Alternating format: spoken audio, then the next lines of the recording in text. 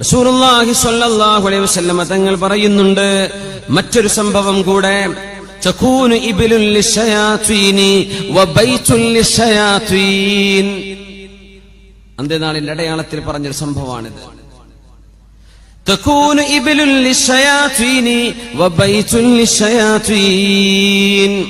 പിശാചുക്കൾക്ക് വേണ്ടി ഒരു ഒട്ടകവും പിശാചുക്കൾക്ക് വേണ്ടി ഒരു വീടും ഉണ്ടാകുന്ന കാലം എന്ന് പറഞ്ഞാൽ, തനിക്ക് ഉപയോഗിക്കാൻ ഒരു വാഹനം ജായിസാണ്, അനുവദിക്കപ്പെട്ടതാണ്. പക്ഷേ വേറൊരു വാഹനം കൂടെ മേടിച്ചു, അത് ഉപയോഗിക്കുന്നേ ഇല്ല, അത് പാർക്കിങ്ങിൽ കിടക്കുകയാണ്, അത് നാട്ടുകാരെ ഞെട്ടിക്കാൻ വേണ്ടി വാങ്ങിയതാണ്. ഉദാഹരണം പറയാം, അവൻ ഉപയോഗിക്കുന്നത് അവന് ഹലാലാണ്. ഉപയോഗിക്കാതെ വെക്കുന്ന ഒട്ടകം എന്ന് പറഞ്ഞത്, ഉപയോഗിക്കാതെ വെക്കുന്ന വാഹനം ആരാണ് പിന്നെ അതിൽ കയറിയിരിക്കുക? അശ്ശയാതീൻ, പിശാചുക്കളാണ്.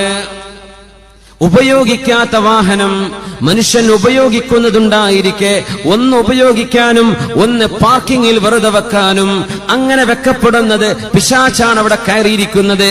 അങ്ങനത്തെ കാലം വരും. വീട് ഒന്നുണ്ട് താമസിക്കാൻ, ഇവിടെയോ മറ്റൊരു വീട്, ഒരു ഫ്ലാറ്റ്, ഒരു അപ്പാർട്ട്മെന്റ്, ഒരു റിസോർട്ട് വാങ്ങി വെച്ചിട്ടുണ്ട്. അവിടെ പോയി താമസിക്കുന്നുണ്ടോ? ഇല്ല, പൂട്ടിട്ടിരിക്കുകയാണ്. മുഅ്മിനായ മനുഷ്യൻ അവിടെ താമസിക്കാതെ വന്നാൽ ആരാണ് അവിടെ താമസിക്കുന്നത്? അശ്ശയാതീൻ, പിശാചുക്കളാണ്.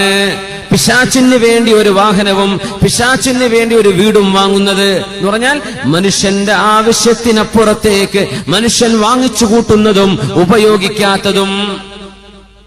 നമ്മുടെ ആവശ്യം നിർവഹിക്കാനല്ല, അതിനപ്പുറത്തേക്ക് വാങ്ങിച്ചു വെക്കുന്നത്. വാഹനം എക്സ്ട്രാ വാങ്ങിയിട്ട് ഉപയോഗിക്കാതെ വെക്കുന്നത്. നിങ്ങൾ ഉപയോഗിക്കേണ്ട ആവശ്യമുണ്ട്, അൽഹംദുലില്ലാഹ്, അല്ലാഹു ബർക്കത്ത് ചെയ്യട്ടെ.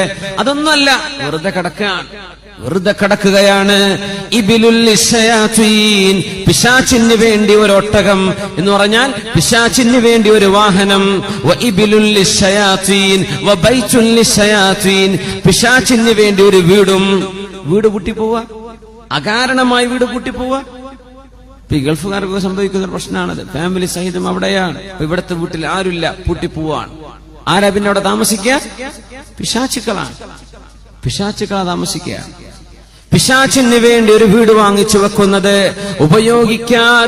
ഉപയോഗിക്കാതെ ചെന്നു കയറാതെ താമസിക്കാതെ അനാവശ്യമായി വീടുകൾ വാങ്ങിക്കൂട്ടുന്നത് അന്ത്യനാളിന്റെ അടയാളങ്ങളിലുണ്ടെന്ന് പരിശുദ്ധ റസൂലുള്ളാഹി സ്വല്ലല്ലാഹു അലൈഹി വസല്ലം